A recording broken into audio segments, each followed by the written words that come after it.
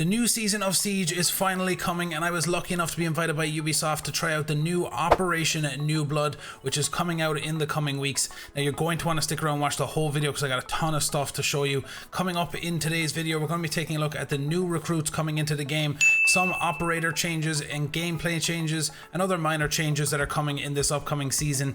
And to tie it all off, you're going to want to see what I did to the devs in the capture event. And on top of that, we have a 2v2 between myself and Royal Penguin versus Coconut and Narcoleptic Nugget.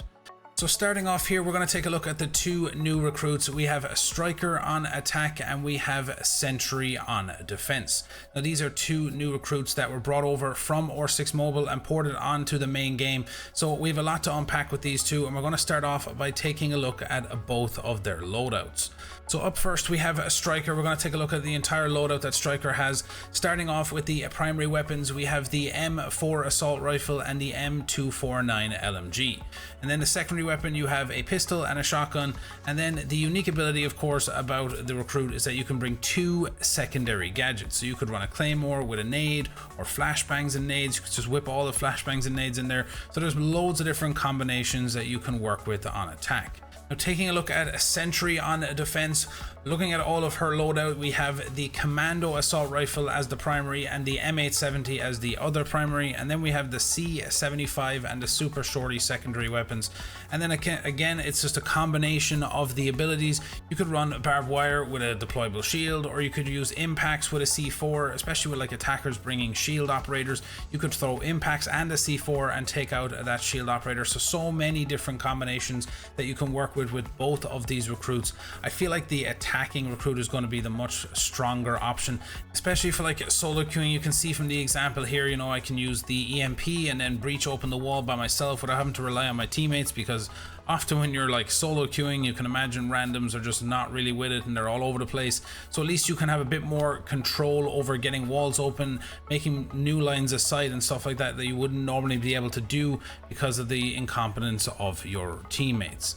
So it's a really interesting one, and we'll have to kind of wait and see how it plays out. And will the recruit really be brought to the table? Are the other operators still going to be the pick of choice over these recruits? But I guess it's going to be very helpful for people who are solo queuing.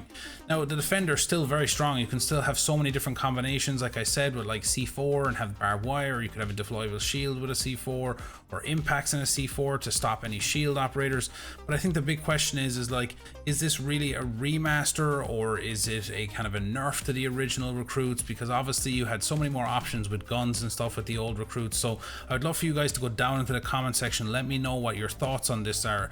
Is this a nerf? Is it just a cool kind of iteration or change to the recruit, something to freshen up the kind of old style of the recruit that's been around for such a long time? So I'd definitely be very interested to hear your thoughts on that. So go down, let me know, is what's coming this season enough? I'd love to hear your thoughts on that.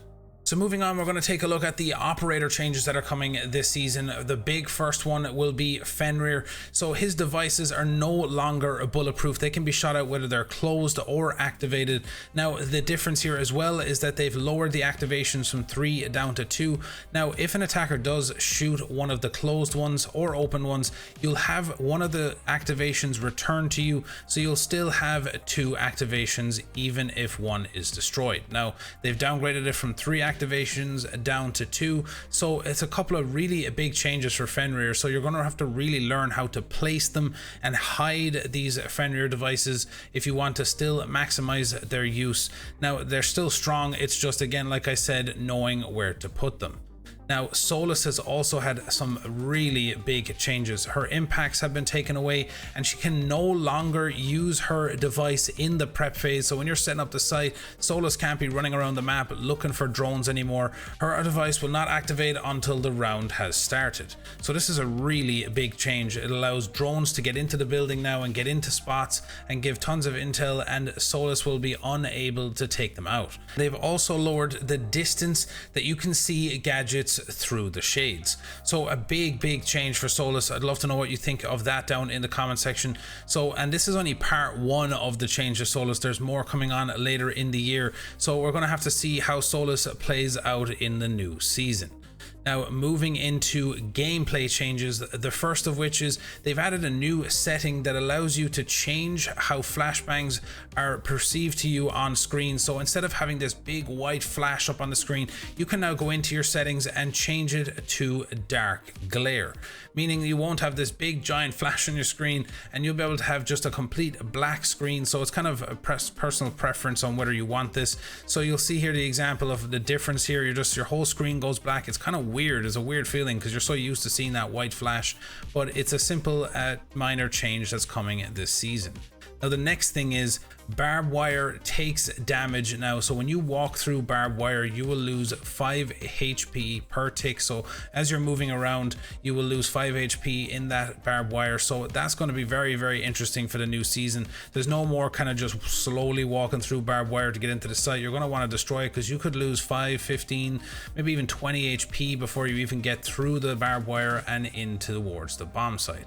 So another minor change, but a very significant one that could work in favor of the defense and stopping attackers just running straight through barbed wire into the bomb site. Now another minor change is with visual gadgets like drones and cameras. Now this is kind of a weird one. It's like if you're on your drone, it acts as normal. There's a little bit of high contrast with the colors. It's much more colorful. But when you're not on it and you're watching someone else using it, the screen goes black and white. I don't really know what this reason is for the change. I guess it's just to know who's on it and if you're not on it. But it's a strange one, but I guess we'll see how that plays out. I don't really think it's going to make much of a difference, but it's a change all the same. So moving on, and another update coming this season is the addition of the endless drill. So instead of having a very short timer, you can now continuously play and practice. It's kind of like a nice little warm-up thing to do, just running around the map for as long as you like, shooting dummies and just getting your aim warm for jumping into games. Now on top of that, they have also made a couple of reworks to the old stadium maps. Stadium 2020 and Stadium Bravo have had some slight upgrades with different rooms being changed and doors being added. You'll see a little bit of that in the gameplay in the 2v2 later on in the video. So it's a kind of a weird season with some of the changes that are coming, but it'll be very interesting to see, and I'm still excited to play the new season. But again, I would love to hear your thoughts, so go down into the comment section. Now, the next part of the video is my favorite part. So I was playing in the capture events against devs and other content creators, and I was really deciding to piss off some of the devs. So I did a little few things in the game, so have a check out of some of these clips, and then we'll move into the 2v2 match.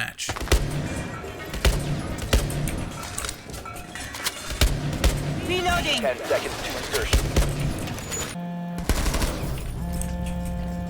He's mad.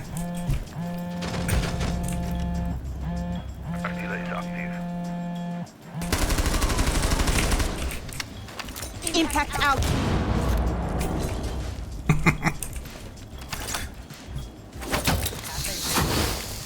Kiva successfully deployed.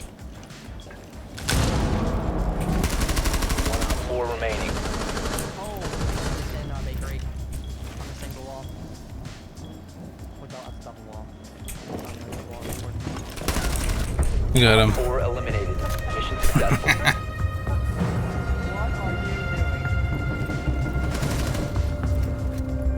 What are you doing? I won't make this easy for them.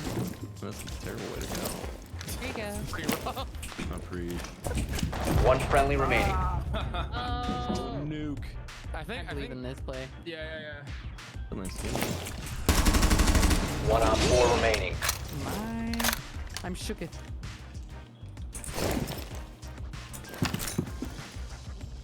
Never see it coming. Okay. Mission successful. What? The disrespect is crazy.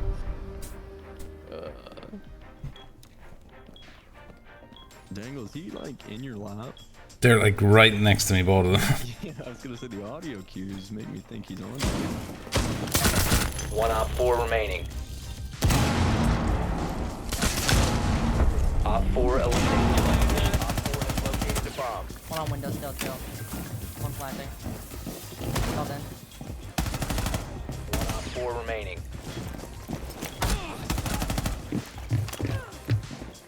Hit the barbed wire. Oh! Friendly is victorious. Hostiles eliminated. Oh my god. Bro, he hit the barbed wire. I was like, oh. I forgot that there's 5 health now. Oh my god.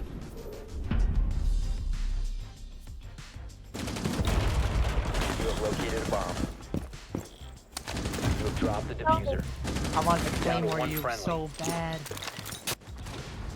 I tried to claymore him, bro.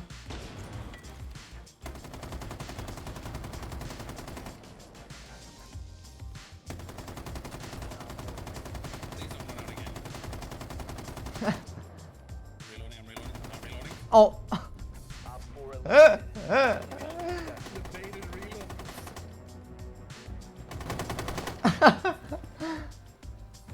no, I'm so sorry. I should not have done that.